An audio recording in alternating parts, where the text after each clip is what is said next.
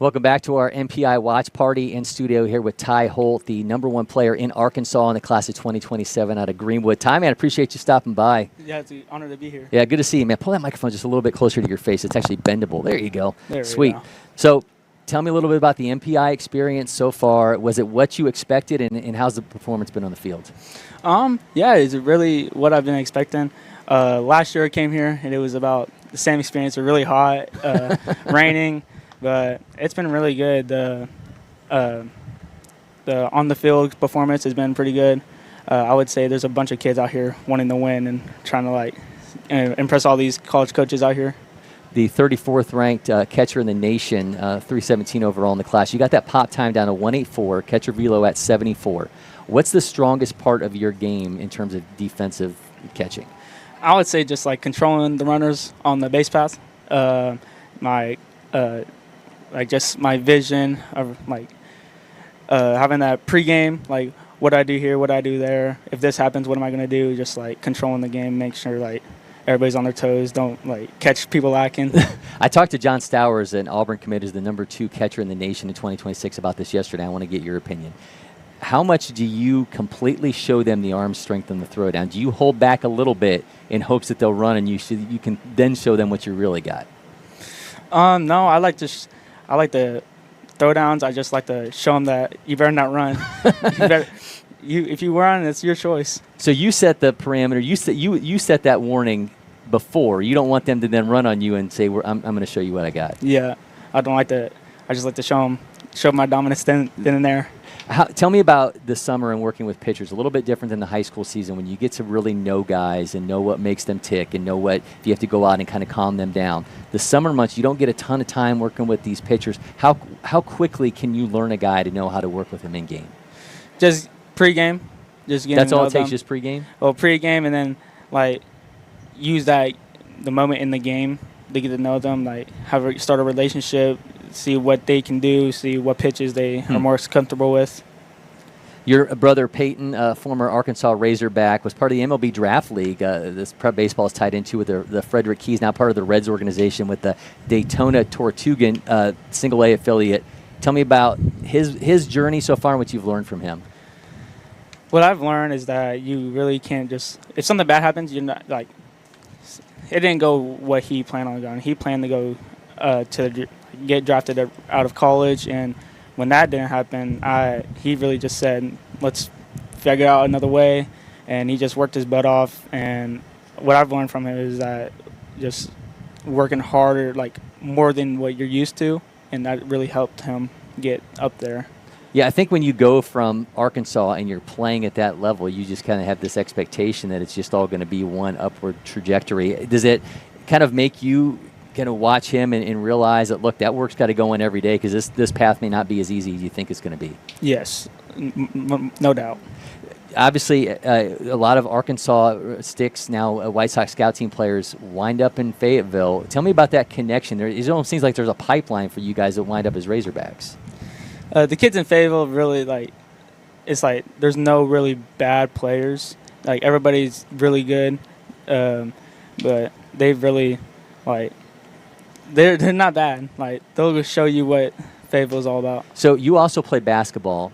Tell me how you feel like that time off from baseball helps you in terms of, because I know for some guys it can get burnt out, right? And if you spend the entire winter still working on baseball, it's like it never ends. But what does basketball mean to you in terms of just having some time away from baseball?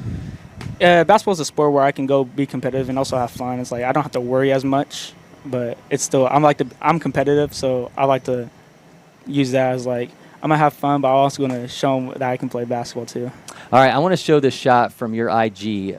This is you with a can of Pringles, and this so I have to add, that's a barbecue can right there. I got to know from your vantage point, and there's later a shot of you also in this same run on Instagram of you eating the Pringles. What's the best flavor of Pringles? The barbecue. Barbecue is the best one? In my opinion, yes. In your opinion. All right. So I think I got salt and vinegar or sour cream and onion. I want to get producer Maddie in on this. Maddie, what's the best Pringles flavor? I'm going to come out of left field with this. I really love the plain ones because they're really salty and it's just great. But my second favorite is definitely the sour cream and onion. So the serving size is 15 chips. Were you aware? That's if you look in the back of it, it says 15 chips, and there are 5 per container. How many times do you actually get 5 servings out of a can of Pringles? Like, how many cans do I like? So you're only supposed to eat 15 at a time, which would mean 5 times you would eat 15 chips. Does it ever make it through 5 turns for you, or are you done with 1 can at once? Like in the day? Yeah. Yeah, I finished a can in the day. The whole thing in one. I mean, you're obviously, the metabolism's a little bit higher being your age, but you're not supposed to eat that many at once. Oh. So, I'll break some breaking news here. So barbecue is the best flavor. What else are you snacking on in game, between games? Like, what are those other things for you? Purple Skittles. Purple Skittles. But Yeah. so it was purple as the can of Pringles. Is purple your color? Yeah. I mean, the purple Skittles are like, I think they're better than the regular ones. Like, they just have more like flavor. more ingredients you can't pronounce in the back of it? Yeah. Okay. Tell me, being a catcher, I always love to know who guys look at the major league level. So when you've been developing your own game, who have you looked to say that's how you get it done? Yadier Molina. It's funny how many guys your age say that. I watched him when I was growing up. Okay. I was like, Dad, look at this, look at that. And then I got a chance to meet him last year when I went to Florida. And he was watching his son there, and he looked like a catcher. But offensive tool set wasn't always there with him. So what do you pick up specifically defensively from his game that you try to take into your own? Catch people off guard. Like, when they're slacking, when that 1 second of lack of effort, you just catch them, like, not being on their toes. 1 second, they're hyped, they're in the game, and then 1 second when they're dozing off, that's when you catch them. Offensively, though, who have you looked at in terms of, it doesn't have to be a catcher, but who have you looked at offensively in terms of how they perform on the field? Offensively, I would say, just coming from me, of my progression on hitting, I would just say my brother. Okay. Yeah, that's the easy one. That's one you should say, right? Yeah, probably, because he really showed that, like, he's not like a big person. He's 5'9", but he really showed that he can still hit balls out of the park. And he was a great defensive player in college. When you were able to go watch him play for the Razorbacks, tell me about that atmosphere. And then I'm sure that's ultimately is where you want to wind up as well.